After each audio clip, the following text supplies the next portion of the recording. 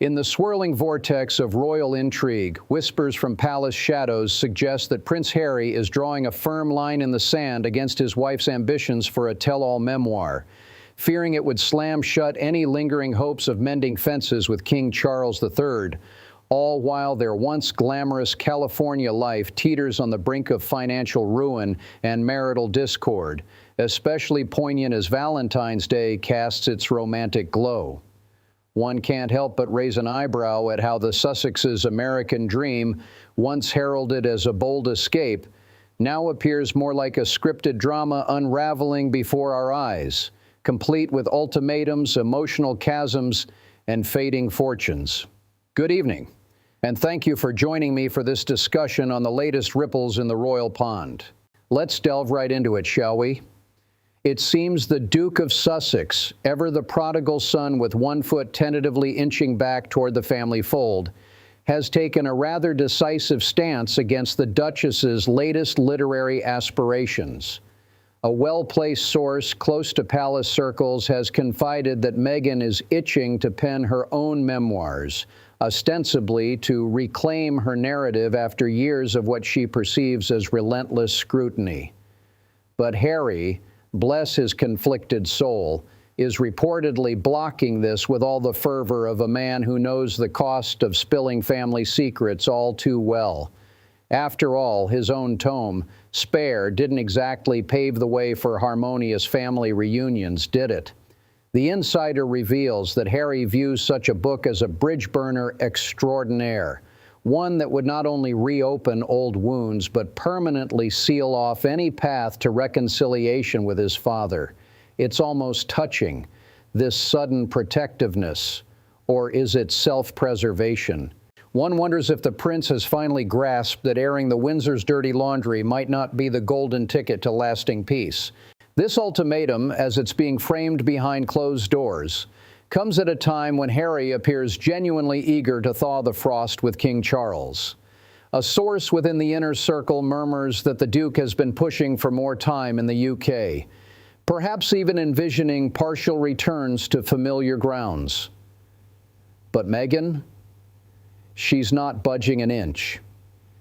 Categorically opposed to uprooting back to Britain, she's dug in her heels, viewing it as a regression to the very environment that, in her telling, drove them across the Atlantic in the first place. The emotional distance this creates is palpable, especially as we approach Valentine's Day, that saccharine hallmark of love and unity.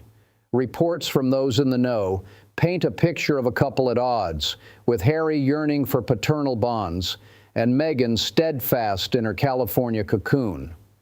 A longtime family acquaintance whispers of serious emotional protests emerging precisely when one might expect hearts and flowers. How ironic, isn't it? Here they are, the poster children for modern romance. Yet tabloids are ablaze with headlines suggesting their union is navigating choppy waters just as Cupid sharpens his arrows. Speaking of those headlines, the marriage crisis rumors have been bubbling up like a poorly corked bottle of vintage fizz. Insiders behind closed doors are abuzz with tales of discord, primarily rooted in Harry's apparent homesickness for the sceptred Isle. He wants to spend more time in Britain, rebuilding ties with his ailing father, King Charles, whose health battles have added a layer of urgency to these familial overtures.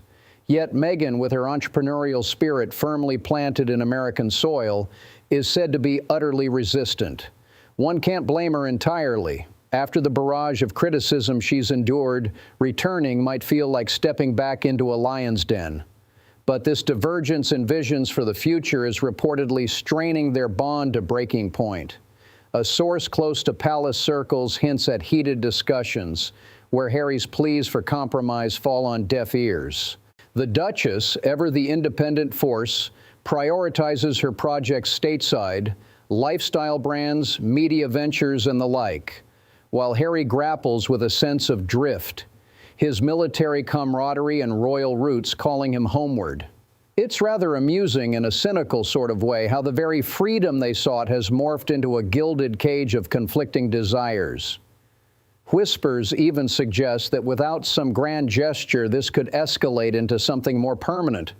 though one hesitates to speculate on such personal matters without due caution. And then there's the financial undercurrent, that ever-practical specter haunting their Montecito idol. What was once touted as the Sussexes' triumphant pursuit of independence now reads like a cautionary tale of fading stardom and mounting debts. A well-meaning staff member from their inner sanctum has let slip that the couple's American dream is souring into a nightmare of fiscal woes. Their sprawling California mansion, with its eye-watering mortgage, rumored to be in the realm of $15 million, looms large over their ledgers, compounded by security costs that could make even a monarch blanch, estimated at $2 to $3 million annually. Deals that once promised rivers of gold, like the Spotify pact and Netflix arrangements, have either expired or underwhelmed, leaving a void where royalties once flowed. Sources behind closed doors murmur of staff layoffs not as strategic pivots, but as survival measures. The Archewell Foundation bleeding talent amid cash shortages. Harry's speaking fees, once commanding princely sums, are reportedly plummeting, while Meghan's ventures, though ambitious, haven't yet ignited the sustained success needed to sustain their lifestyle. It's a far cry from the heady days of multi-million contracts. Now, insiders confide, they're running out of money faster than anticipated, forcing tough choices. One can't help but chuckle dryly at the irony, fleeing the royal purse strings only to find themselves entangled in Hollywood's precarious web. Of course, this isn't the first time the Sussexes have faced such tempests. From the Oprah interview to their Netflix series, they've weathered storms of public opinion with a resilience that's frankly admirable in its defiance.